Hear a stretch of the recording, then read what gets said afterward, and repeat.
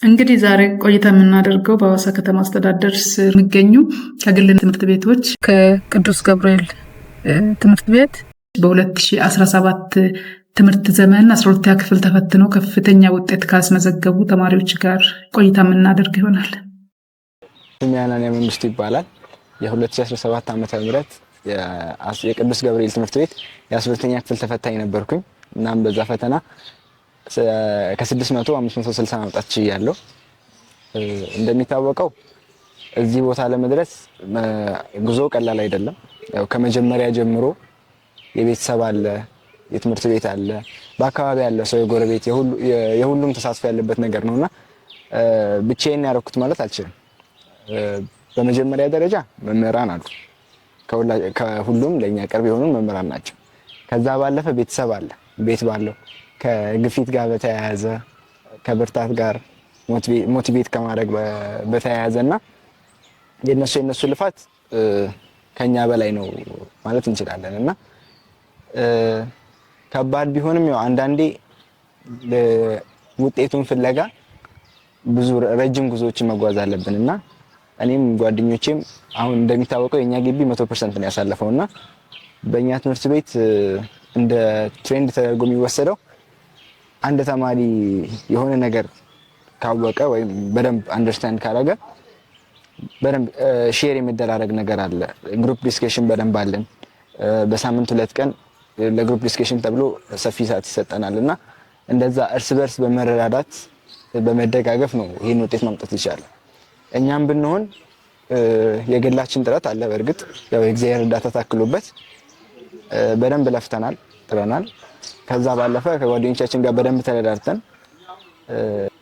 ይሄን የመሰለ ውጤት ለማየት በቅተናልና የማንበብ ባህል እንዴት ነበር?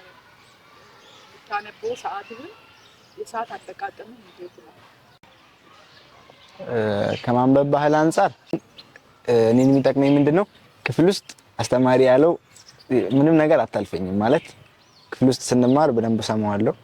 የሚሉት እያንዳንዷ ነገር አንድ ነገር ካለፈኝ መልሼ መጠየቅ አይቀርምና ከአስተማሪ ጋር ጥሩ ኢንተራክሽን አለን ማለት ተግባቦታችንን በጣም አሪፍ ነው። አሁን 12ኛ ክፍል ሲኮን እንደዛ ተነቦ የሚደረስበት ነገር አይደለም። ያው ብዙ መልፋት ይጠይቃል። እሱ በጣም ጠቅሞኛል ብዬ አስባለሁ። ከዛ ባለፈ 12ኛ ክፍል ሲገባ ያለፈው 4 አመት የተቀመጠ አለ፣ 3 አመት የ12ኛ ክፍል ገና ወደፊት የምንማረው አለና ቴንሽን አለ። ሁሉም ሰው ይጠብቃል ውጤት ደውሎ ማያውቅ ዘመድ ምናምን ሁላ እየደወለ ልጅ ተፈታኝ ነው አይደል ዘንድሮ ምናምን ይላል ልጅ ጋር ቤተሰብ እየደወለና እሱ ሁሉ ጭንቀት ባለበት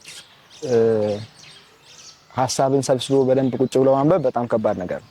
ግን እሱም ሆኖ ያው ከፈጣሪ ጋር ጸሎት እያደረጉ መስራት የሚጠበቀው ከኛ የሚጠበቀውን ብቻ መስራት ያለችንን ሰዓት በአግባቡ ለመጠቀም ሞክረን ትምህርት ቤታችን ደግሞ በዚህ አጋጣሚ ቀላል የሚባል ሚና አይደለም የተጫወተልንና በጣም ረድተውናል። ሞዴል ሲባል ምናልባት ብዙ ትምህርት ቤት ብዙ ላይ ሰጥ ይችላል። እኛ ጋር ግን ያለመታከት ለወረቀት ለምን ሳይሉ በሳምንት በመናምን ፈተንበት ጊዜ አለ። እንደዚህ ይሄን አንባችሁ ነው እየተባለ ለኛ ያኔ ጫና ነበር፣ በደንብ አይታየንም። ግን ኦቨርኦል መጨረሻ ላይ አመቱ መጨረሻ ላይ ስናየው ለሞዴል የተባለ ብቻ የሚነበበው ፓርት ትናንሽ ሆኖ ራሱ መጨረሻ ላይ ሲከማች በጣም ብዙ ሎድ ይቀንሳልና ከሱ አንፃር ትምህርታችን በስልጠና በጣም ብቁ የሆኑ መምህራን ነበር ያስተማሩን እና ከነሱ የምናገኘው በጣም ብዙ ነገር አለ። አይታክቱም። ትምህርት ቤት ትርፍ ጊዜያቸውን እየሰጡን ከሰዓት እስከ 11 ሰዓት እየቆዩ ያስተምሩን ነበር። ከዛ ደግሞ ባለፈ በግል ይከታተሉናል። እንትና እንዲደረሰ እንዴት ሆንክ ምናምን እያሉና እኛ አብዛኛው ጊዜያችንን የምናሳልፈው ትምህርት ቤት እንደመሆኑ መጠን በጣም ብዙ ነገር ተደርጎልናል ብዬ አስባለሁ። ማለት ሌሎች ተማሪዎች ላያገኙት የሚችሉት እና ከዛ አንፃር ትምህርት ቤታችን በጣም ብዙ ነገር አድርጎልናል።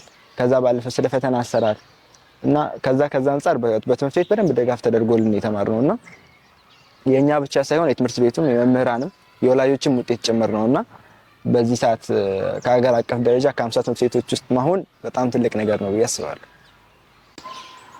ያው ከልጅነት ጀምሮ አብዛኛው ህፃን ወይ ፓይለት ነው ወይ ዶክተር ነው መሆን የሚፈልገውና ሕክምና የመማር ዝንባሌ አለኝ። ከዛ ባለፈ ደግሞ ምናልባት ኢንጂነሪንግ ከገባው ሶፍትዌር ልማር እችላለሁ።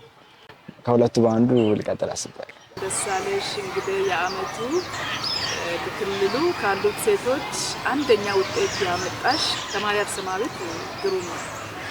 ዛሬ አብረን መሆን ስለቻለን እጅግ በጣም ደስ ብሎናል። እኛ የመጣነው ከክልሉ ትምህርት ቢሮ ህዝብ ግንኙነት ዳይሬክተሮች ነው የመጣነው። አንቺ ያመጣሽውን ውጤት ሰምተን ማናት የሚለውን ነገር ፈልገንሽ መጥተናል። ይሄን ውጤት ለማምጣት የእርሽበትን መንገድ ለሌሎች እህቶችሽ ትምህርት እንዲሆን ሼር እንድታደርግልን። ስሜ አርሴማዊት ግሩም ይባላል። የ2017 የ12ኛ ክፍል ተማሪ ነበርኩኝ። ኢንትራንስ ኤግዛም ወስጃለሁ እና በቅዱስ ገብርኤል ትምህርት ቤት ነበር እስከ 12 ያለውን ትምህርት የጨረስኩት።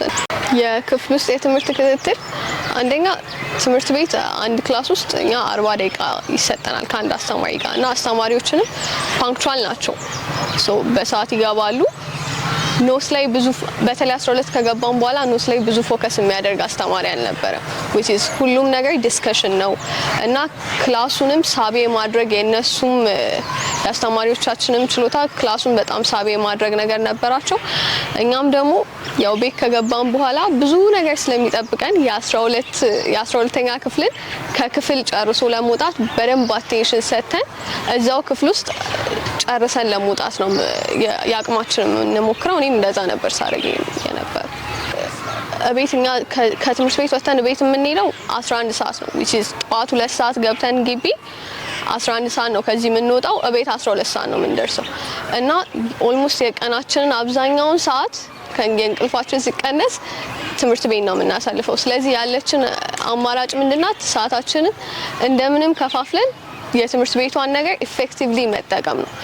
እዚህ አስተማሪ ይገባል። አስተማሪ በማይገባበት ሰዓት ረጅም የእረፍት ጊዜ የሚኖረናል። ያው ቁርስ፣ ምሳና የ9 ሰዓቷ ብሬክ። በዛ ሰዓት ላይብራሪ በመግባት ክፍል ውስጥ በምንሆንበት ሰዓት ደግሞ ግሩፕ ፎርም እናደርግና እኔ ያወቅኩትን ላልገባው ሰው አስረዳለሁ። ሌላው ደግሞ ያወቀውን እኔ ያልገባኝን ደግሞ ከሌላው ሰው እረዳለሁ ማለት ነው።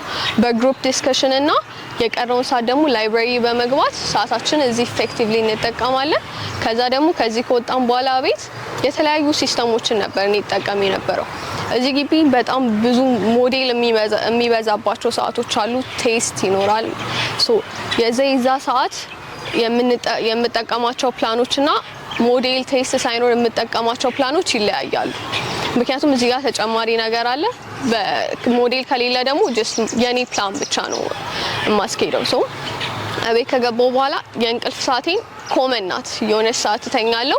የተረፈውን ሰዓት ግን በቻልኩት አቅም ያልተረዳሁትን ነገር ለመረዳት ኮንሰፕት ይዝና የቀረውን ደግሞ ጥያቄዎችን ፕራክቲስ በማድረግ የድሮ ጥያቄዎችን በመስራት ምናምን ነበር አሳልፌ ነበረው። ክፍል ውስጥ ያልገባንም መጠየቅ አንደኛ ሲጀመር ክፍል የምንገባበት አላማ ያልገባንን ለማወቅ ነው። ስለዚህ ሳይገባን ወጣን ማለት ክፍል ውስጥ ያሳለፍነው ጊዜ በሙሉ ኪሳራ ነው። ስለዚህ እኔም ያልገባኝን ነገር አንደኛ በጣም ደሳስ የሚሉ አስተማሪዎች ነው ያሉን። ጠይቁኝ የሚሉ ናቸው። እኛም የምንፈልገውን ነገር ከመጠየቅ ስለማንቆጠብ እጠይቅ ነበር ያልገባኝን። በቻልኩት አቅም ተረድቼ ነው የምወጣው። ስለዚህ አንቺ አሁን ከሴት ከወንድ እኩል ካጠናች በአግባቡ ከተማረች ወንድና ሴት እኩል ናቸው፣ ተመሳሳይ አእምሮ ያላቸው የሚለውን ነገር ያረጋገጥሽ ሴት ነሽና ለሴት ልጆች ምን ትመክሪያቸዋለሽ? በተለያዩ ሁኔታዎችን ያሳለፉ ሴት ልጆች አሉና እንዴት ነው የምትመክሪያቸው? ልጆችሽ አሉ፣ ልጆችሽ ናቸው ከኋላ መታያቸው እነዚህ አንቺ ኋላ አሉ። አንቺ ሞዴል ነሽ። የዓመቱ ብርቅዬ ሴት ነሽ ብዬሻለሁ። ከወንዶች ጋር ተወዳድረሽ እኩልም አምጥተሻል፣ ከወንዶችም በላይ አምጥተሻልና ካነበበች ከተማረች በስርዓቱ ሰዓቷን ከተጠቀመች ሴት ልጅ ሴትና ወንድ እኩል ነው የሚባለው ነገር አባባል ሳይሆን ተግባር እንደሆነ ያሳየች ሴት ነችና ምን አይነት ምክር ነው? እንደውም በመረዳት አቅም ከሆነ ሴት እንደውም ስማርት ናት ለመረዳት ትንሽ እንደውም እኛ እንሻላለን ብዬ ነው ማስበው። ነገር ቶሎ ይገባታል የሚባለው ከሴትና ከወንድ ሴትን ነው። ስለዚህ ኢፌክቲቭሊ እና ሌሎች ይሄ በቃ ግሊተር የሆኑ ነገሮች ካላታለሉን ከወንድ እኩል መስራት ማንችልበት ምንም ምክንያት የለም። ተመሳሳይ ጭንቅላት ነው ያለን፣ ተመሳሳይ ክፍል ውስጥ ነው የምንማረው፣ ተመሳሳይ አስተማሪ ነው የሚያስተምረን። ሶ ምንም ከነሱ የሚለየን ወይም የሚያሳንሰን ነገር የለም፣ እኩል እንጂ አልሞት።